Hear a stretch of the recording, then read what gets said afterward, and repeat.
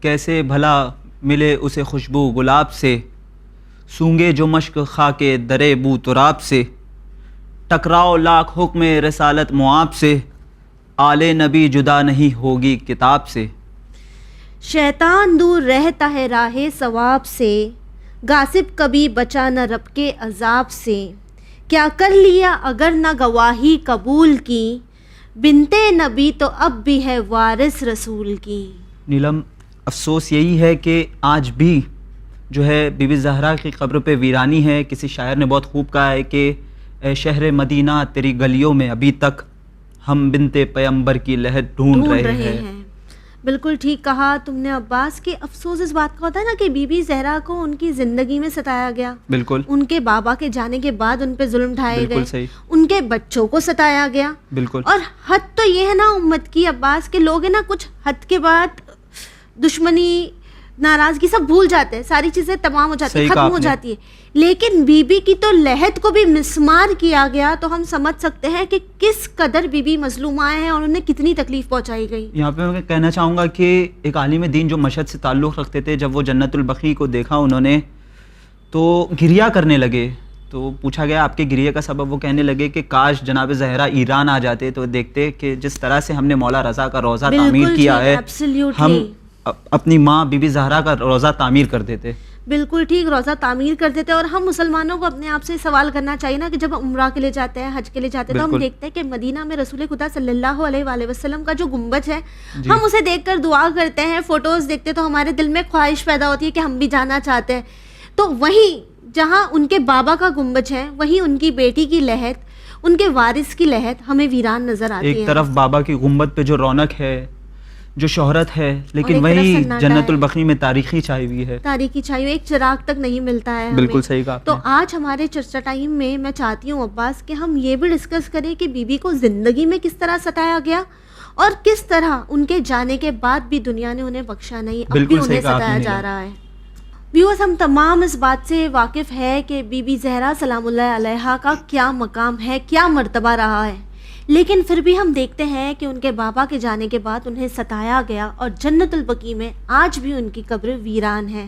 تو ناظرین، اس ایپیسوڈ پر چرچا کرنے کے لیے، خصوصاً جنت البقیع جناب زہرا پر ان کی شہادت کے بعد کس طرح سے ستم ڈھائے گئے، اس پر چرچا کرنے کے لیے ہمارے ساتھ چینل ون کے اسٹوڈیو میں موجود ہے حجت الاسلام والمسلمین عالی جناب مولانا سید محمد ذکی حسن صاحب قبلہ۔ السلام علیکم آقا۔ وعلیکم السلام ورحمۃ اللہ وبرکاتہ۔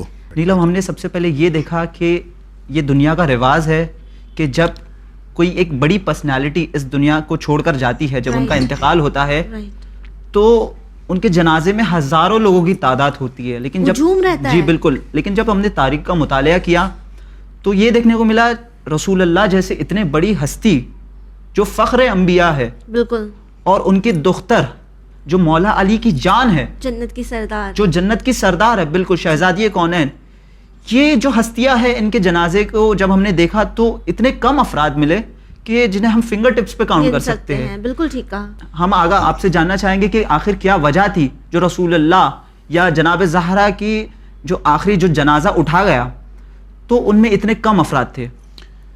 بسم اللہ الرحمن الرحیم۔ آپ نے یہ بات بالکل صحیح کہی کہ جتنی بڑی شخصیت ہوتی ہے اتنا ہی بڑا مجمع آتا ہے تشییع جنازہ میں، لیکن یہ ایک مظلومیت ہے کہ جناب سید عالمیان کے جنازے میں مختصر سے لوگ، وہ بھی بالکل چنندہ افراد شریک ہوئے، اور ان کی یہ مظلومیت کا پہلو ہے کہ آج تک جناب سیدہ کی قبر مبارک کے جو آج ظاہری طور پر ہے وہ بھی ویران ہے۔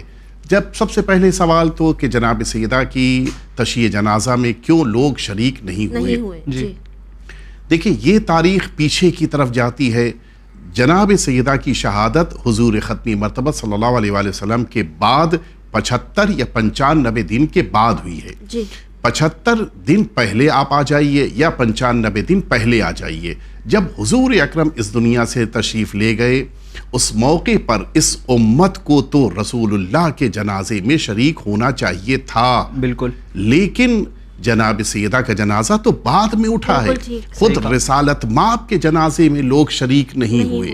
بلکہ اپنے اپنے فائدے کو دیکھتے ہوئے میٹنگز کر رہے تھے، پروگرامز ہو رہے تھے، اور جنازہ رسالت مآب کا گھر میں موجود ہے، لوگ اپنے کاموں میں مصروف تھے. یہ بہت بڑا المیہ ہے. اچھا، اب آئیے جناب سید عالمیان صلوات اللہ وسلامہ علیہ، آپ نے چونکہ اس امت سے ان 75 دنوں میں بے پناہ ظلم دیکھے تھے، جناب سیدہ کے گھر کا دروازہ جلایا جانا، جناب سیدہ کے بچے جناب محسن کو شہید کیا جانا، جناب سیدہ سے باغ فدق کا چھین لیا جانا، جناب سیدہ سے ان کے شوہر نامدار سرکار امیر المؤمنین کا حق چھین لیا جانا، جناب سیدہ کے لیے جنت البقیع میں اتنی مشکلات پیدا کرنا کہ جناب سیدہ کو دھوپ میں بیٹھ کر گریہ کرنا پڑے، جناب سیدہ سے یہ تک کہا جائے کہ آپ یا دن میں روئیے یا رات میں روئیے.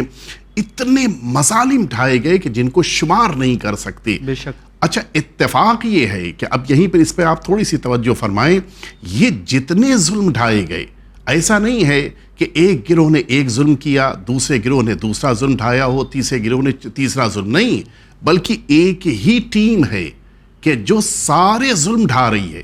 وہی ٹیم ہے دروازے پہ آ رہی ہے گھر جلانے کے لیے، وہی گروہ ہے جو جناب سیدہ پہ دروازہ گرا رہا ہے، وہی ٹیم ہے جو جناب سیدہ کو اذیتیں پہنچا رہا ہے. ایک ہی گروہ تھا، اور جناب سیدہ اس ٹیم سے، اس گروہ سے، اس مجموعے سے اتنی ناراض ہوئیں کہ آپ نے یہ وصیت فرما دی کہ میری شہادت کے بعد یہ افراد میرے جنازے میں شامل نہ ہوں. تو اب چونکہ یہ خطرہ تھا کہ یہ افراد جناب سیدہ کے جنازے میں شریک ہو سکتے ہیں، لہٰذا جناب سیدہ کی وصیت پر عمل کرتے ہوئے جناب سیدہ کو رات میں دفن کیا گیا. اور لوگوں تک یہ خبر نہیں پہنچنے دی گئی کہ نہیں تو کہیں ایسا نہ ہو کہ جن سے جناب سیدہ ناراض ہیں وہ جناب سیدہ کے جنازے میں آ جائیں اور جناب سیدہ کو شہادت کے بعد بھی اذیت ہو. لہٰذا اس اذیت سے جناب سیدہ کو بچانا تھا، اس لیے کہ جناب سیدہ تو اتنی ناراض تھیں کہ اگر ان کا کوئی نمائندہ آتا تھا اس سے جناب سیدہ بات نہیں کرتی تھیں، حتیٰ خود بھی اگر جناب سیدہ کے پاس آ جاتے تھے جناب سیدہ بات کرنا گوارا نہیں کرتی تھیں، دیکھنا گوارا نہیں کرتی، اتنی ناراضگی تھی، اتنی شدت سے ناراض تھیں جناب سیدہ. اور اسی لیے مظلومیت کا یہ پہلو جناب سیدہ کا کہ جب دنیا سے تشریف لے گئیں تو اس موقع پہ سرکار امیر المؤمنین نے مدینے میں کچھ خاص افراد کو خبر دی اور انہی کے ساتھ جناب سیدہ کو لے جا کر دفن کیا. جی، اور ہم یہ بھی دیکھتے ہیں کہ ان کی جو وصیت تھی وہ یہی تھی، جنہوں نے انہیں اذیت دی وہ ان کے جنازے میں شریک. نیلم، یہاں پہ میں ایک کہنا چاہوں گا کہ جب کوئی شخص مرنے کی کگار پہ ہوتا ہے تو اس کی یہ ارمان رہتی کہ اس کے جنازہ جو ہے وہ بڑی شان و شوکت سے اٹھے، لیکن جناب زہرا نے ایسا کیوں کہا امیر المومنین سے کہ میرا جنازہ رات کی تاریخی میں اٹھائیے گا؟ جی، اس کی وجوہات میں سے ایک وجہ یہ ہے کہ جناب سیدہ کو اس بات کا احساس تھا کہ امیر المؤمنین کے سامنے جب یہ لوگ آئیں گے کہ جنہوں نے جناب سیدہ پہ ظلم ڈھایا، امیر المؤمنین کی مصیبتوں میں یا یوں کہہ لیا جائے کہ امیر المؤمنین کے غم میں اضافہ ہوگا. اس لیے کہ یہ فیکٹ ہے، انسان جب ظالم کو دیکھتا ہے تو اس کا ظلم یاد آتا ہے. اگر ان لوگوں کو جنازے میں امیر المؤمنین دیکھتے، جناب امام حسن امام حسین دیکھتے تو ان کو یاد آتا کہ کس طرح سے ان کی ماں کے ساتھ ناانصافی ہوئی. نتیجے میں ان بچوں کی تکلیف، امیر المؤمنین کا غم یہ مزید بڑھ جاتا. اور ادھر سے خود جناب سیدہ بھی اس بات کو اچھے سے محسوس کر رہی تھیں کہ ان افراد کا میرے جنازے میں آنا میرے لیے اذیت کا سبب ہوگا. لہٰذا جناب سیدہ نہیں چاہتی تھیں کہ ان میں سے کوئی ایک بھی جناب سیدہ کے جنازے میں آئے. اچھا، ہوا بھی یہی، یعنی ان کو بہت زیادہ اس کی فکر نہیں تھی کہ جناب سیدہ کے جنازے میں شرکت کرنی ہے. وہ تو چونکہ امت اس بات کو دیکھ رہی تھی کہ رسول اللہ کی اکیلی بیٹی، اتنی شان اور عظمت والی بیٹی وہ دنیا سے گئی ہے تو آخر ہمارے حاکم کیا کر رہے ہیں. لوگ چونکہ سوچ رہے تھے کہ حاکم کو جانا چاہیے، لہٰذا یہ حاکم اس کوشش میں کہ میں بھی شریک ہو جاؤں. یہ دکھاوا تھا، کوئی دل سے خواہش نہیں تھی، ورنہ دل سے تو ظاہر ہے کہ جس نے جناب سیدہ کا دروازہ گرایا ہو اس کو جناب سیدہ سے کون سی ہمدردی، کون سی ان کے ساتھ خوشی ان کو محسوس ہو رہی، بلکہ نہیں، ان کو تو جناب سیدہ کے نہ ہونے سے خوشی ہو رہی تھی. لہٰذا جناب سیدہ نہیں چاہتی تھی کہ یہ لوگ ان کے جنازے میں شریک ہوں. اور اس سے یہ بات پتہ چلتی ہے کہ جناب سیدہ ان لوگوں سے نہ صرف یہ کہ اپنی زندگی میں ناراض رہیں، زندگی کے بعد بھی ہمیشہ ناراض رہی، ہمیشہ ناراض رہی، بڑی اہم بات، بالکل ٹھیک. اور یہی وجہ رہی کہ ان وصیت میں بھی بی بی نے اس بات پر زور دیا کہ یہ لوگ میرے جنازے میں شرکت نہ کریں. کلیئرٹی آ جاتی ہے یہاں پہ کہ بی بی ان سے ناراض تھی. ہم وہیں یہ بھی دیکھتے ہیں مولانا صاحب کہ بی بی کو ٹائٹل دیا گیا ہے شہیدہ کا، انہیں شہیدہ بھی کہا جاتا ہے.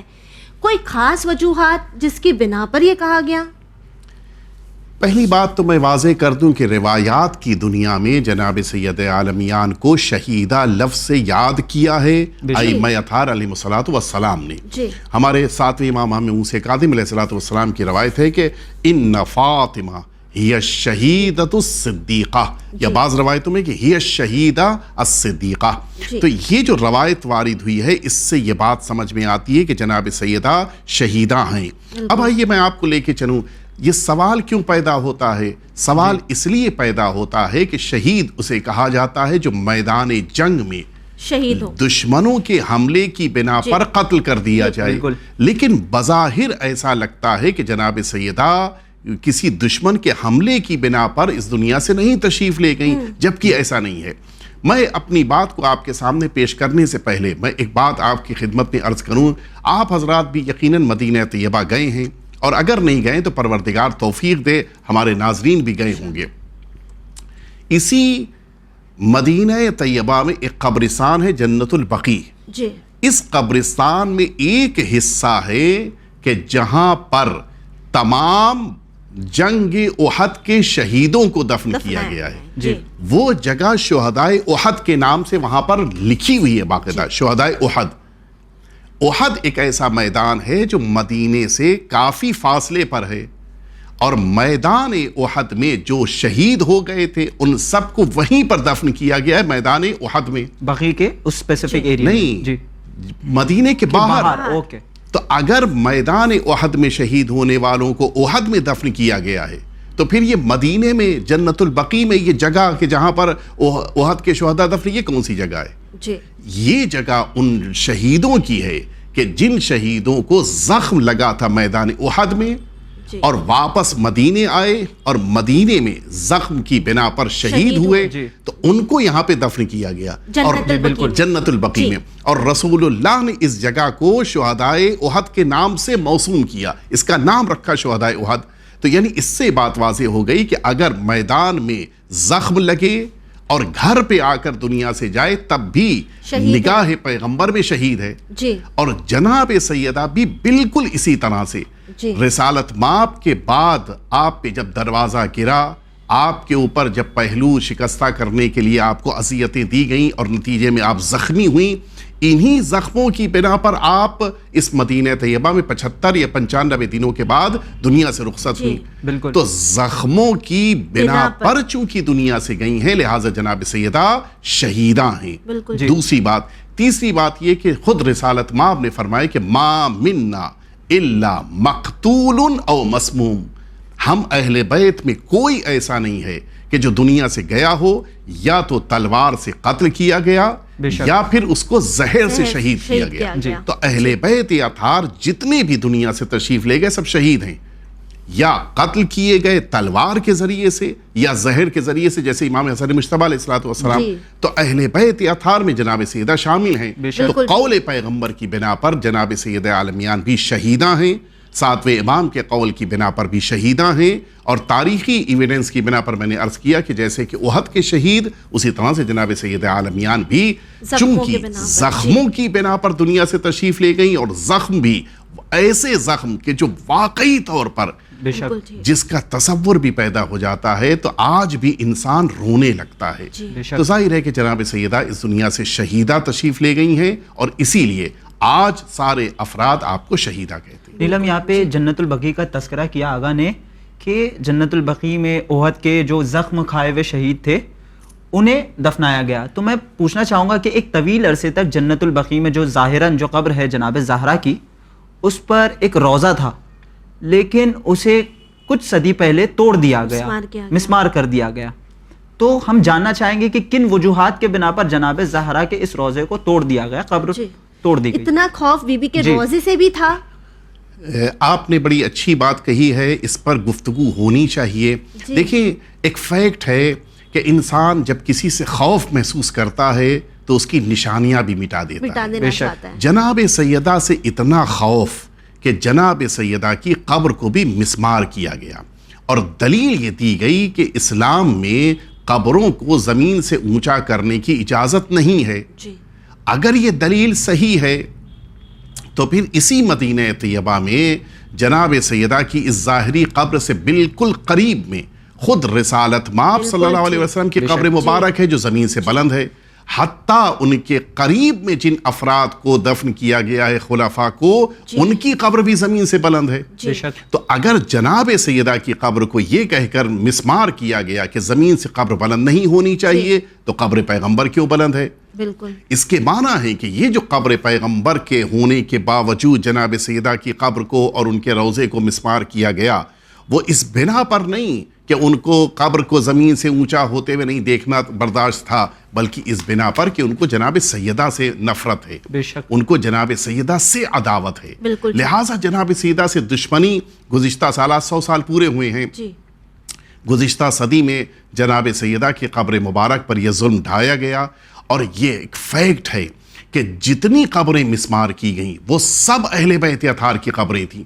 مثلا مدینہ طیبہ میں جناب سیدہ کی قبر کو منہدم کیا امام حسن مجتبی, امام سجاد علیہ السلام, امام باقر علیہ السلام, امام صادق علیہ السلام, ان قبروں کو مدینہ طیبہ میں, حتیٰ اسی مکہ معظمہ میں جناب ابو طالب کی قبر, جناب خطیط الکبریٰ صلوات اللہ وسلم علیہا کی قبر مبارک, ان ساری قبروں کو, یعنی جن کا رشتہ بھی اہل بیت اطہار سے ہے, جو اہل بیت اطہار کے بالکل درخشاں ستارے ہیں, ان کی قبروں کو بھی مسمار کیا گیا. اس سے بات سمجھ میں آتی ہے جنت المعلا میں بھی تو کتنے سارے, جنت المعلا میں, یہی میں نے عرض کیا کہ جناب ابو طالب و جناب خطیط الکبریٰ صلوات اللہ وسلم علیہا, اس سے یہ بات سمجھ میں آتی ہے کہ مسئلہ اس جعلی حدیث کا نہیں ہے کہ قبروں کو اونچا نہ کیا جائے, بلکہ مسئلہ اہل بیت اطہار سے دشمنی اور ان سے عداوت کا ہے. بالکل ٹھیک. اب جہاں ہم دیکھتے ہیں کہ بی بی زہرا سلام اللہ علیہا سے مولانا صاحب کس قدر انہیں خوف تھا, عداوت تھی, تو وہیں ہم یہ بھی دیکھتے خوف اس بنا پر تھا کہ بی بی زہرا نے کس طرح اپنی 18 سالہ زندگی میں لوگوں کو انسپائر کیا ہے ظلم کے خلاف آواز اٹھانے کے لیے. ہم دیکھتے ہیں بی بی زہرا جب حق کی بات آئی تو بی بی آگے جاتی ہیں, خطبہ دیتی ہیں. ہم دیکھتے ہیں جب ولایت کی بات آئی تو انہوں نے ولایت کو بھی ڈیفینڈ کیا ہے. آج کے زمانے میں جہاں ہم دیکھ رہے ہیں کہ ظلم کس قدر بڑھ چکا ہے, لوگ آواز اٹھانے سے پہلے ڈرتے ہیں. ہم دیکھ رہے ہیں کہ چھوٹے چھوٹے بچوں کو شہید کیا جا رہا ہے, مارا جا رہا ہے, قتل کیا جا رہا ہے. کس طرح بی بی زہرا سلام اللہ علیہا آج کے دنوں میں ہم تمام کے لیے انسپریشن ہے. ہمیں بتاتی ہے کہ احتجاج کرنا, آواز اٹھانا, اگر ظلم ہو رہا ہے تو چپ رہنا غلط ہے اور احتجاج کرنا ضروری ہے. جناب سید عالمیان صلوات اللہ وسلم علیہا نے اپنی حیات طیبہ میں جہاں بھی ظلم دیکھا اس کے خلاف آواز بلند کی ہے. مثلا وہ پہلا موقع کہ جس موقع کے اوپر پہلا اس عنوان سے کہ جو تاریخ نے بیان کیا کہ جس موقع پر سرکار امیر المؤمنین کو باقاعدہ جکڑ کے رسیوں میں لے کر جایا گیا, اس موقع پہ جناب سیدہ زخمی ہیں, بیٹا شہید ہوا ہے, اس کے باوجود آپ ظلم کے خلاف آواز اٹھانے کے لیے اپنے بیت الشرف سے تشریف لائیں باہر, اور آ کر امیر المؤمنین کی حفاظت فرمائی. آپ دربار میں آئیں, اپنے حق مطالبے کے طور پر پیش کیا اور خطبہ دیا جو فدق کا خطبہ ہے. حتیٰ زخمی ہونے کے باوجود آپ سارے اصحاب و انصار کے دروازوں پہ گئیں اور امیر المؤمنین پر ہونے والے ظلم کا ذکر کیا اور ان سے مدد طلب کی. یہ ساری چیزیں جناب سیدہ کی حیات طیبہ میں ہیں. حتیٰ جب دربار میں آئی ہیں, وہاں بیٹھے ہوئے اصحاب پیغمبر سے گفتگو کرتے ہوئے آپ نے یہ بات کہی کہ کیا تم سب بیٹھے دیکھتے رہو گے کہ میرا حق مجھ سے چھینا جائے اور تمہارے سامنے یہ سب ہوتا رہے. یعنی یہ وہ جملے تھے کہ جن سے بات پتہ چل رہی تھی کہ جناب سیدہ چاہتی ہیں کہ یہ امت ظلم کو برداشت نہ کرے. اب یہاں پر یہ سوال پیدا ہوتا ہے کہ طریقہ کار کیا ہونا چاہیے. دیکھیے, سب سے پہلا طریقہ کار, اگر ہم مثلاً کسی انسان کو دیکھیں کہ کسی بچے پہ ظلم کر رہا ہے, کسی بیوہ پر, کسی خاتون پہ ظلم کر رہا ہے, تو ہمارا سب سے پہلا ریئیکشن ہم کو اس ظلم کو روکنا ہے. ہمیں آگے بڑھ کر اس بچے کو, اس خاتون کو, اس مرد کو جس پر بھی ظلم ہو رہا ہے روکنا ہے. اگر ہم نہیں روک سکتے, فاصلہ زیادہ ہے, یا اس بنا پر کہ ہمارے لیے پاسبل نہیں ہے, ہمارے اندر خود اتنی طاقت نہیں ہے کہ ہم روک سکیں, ہم کو زبان سے کہنا ہے, ہم آواز اٹھائیں, ہم کہیں کہ تم یہ غلط کام کر رہے ہو, تمہیں یہ کام نہیں کرنا ہے.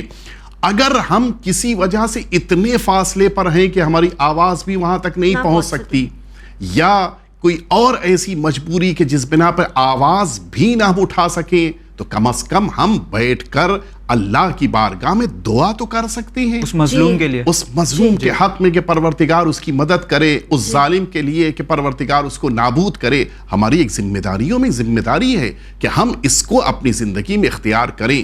اور آخر میں جو سب سے اہم چیز ہے جو ان تینوں مرحلوں میں ہے, وہ اپنے دل سے بیزار رہنا, اپنے دل سے دوری اختیار کرنا ظلم کرنے والوں سے. اس کا ایک ریزن ہے, جب انسان دل سے ظلم کرنے والوں سے نفرت کرتا ہے تو ظلم کرنے والوں سے نہیں, ظلم سے نفرت کرتا ہے. بے شک. تو جب دل سے نفرت پیدا ہوگی ظلم کی, تو خود بخود انسان ظلم کرنے سے رکے گا, خود کبھی ظالم نہیں بنے گا.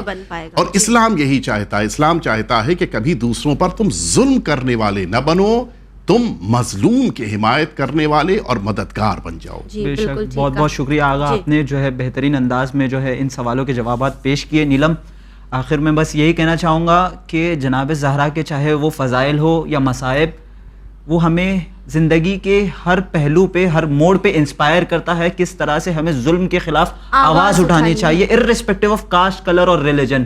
ہمیں انسانیت کو فرسٹ رکھنا ہے. جی بالکل ٹھیک کہا, ہمیں انسانیت کو فرسٹ رکھنا ہے. اور آج کے دور میں جہاں ہم دیکھتے ہیں کہ ظلم کس قدر بڑھ چکا ہے, ہم زیادہ کچھ نہیں کر سکتے, لیکن جس طرح آغا نے فرمایا, مولانا صاحب نے ہمیں بتایا ہے کہ ہم دعا تو کر سکتے ہیں, ساتھ ہی ہم ایک ارادہ کر سکتے ہیں کہ ہم کبھی دنیا میں ظلم کرنے والوں میں سے ہمارا شمار نہ ہو, بلکہ ہم ہمیشہ وہی رہے جو ظلم کے خلاف آواز اٹھائے. بی بی زہرا سلام اللہ علیہا ہم تمام کے لیے رول ماڈل ہے, اور ایام ازاں کے ان دنوں میں ہمیں کوشش کرنا چاہیے کہ ہم جس طرح اپنے آپ کو فاطمی کہتے ہیں, تو ہم صرف کہیں نہیں بلکہ ہمارے کردار میں, ہمارے کیریکٹر میں, ہمارے ویلیوز میں نظر آئے کہ ہم کس طرح بی بی فاطمہ زہرا سلام اللہ علیہا کے چاہنے والے ہیں. اسی امید کے ساتھ ہمیں دیجیے اجازت, پر بنے رہیے چینل ون کے ساتھ پیغام انسانیت. شکریہ.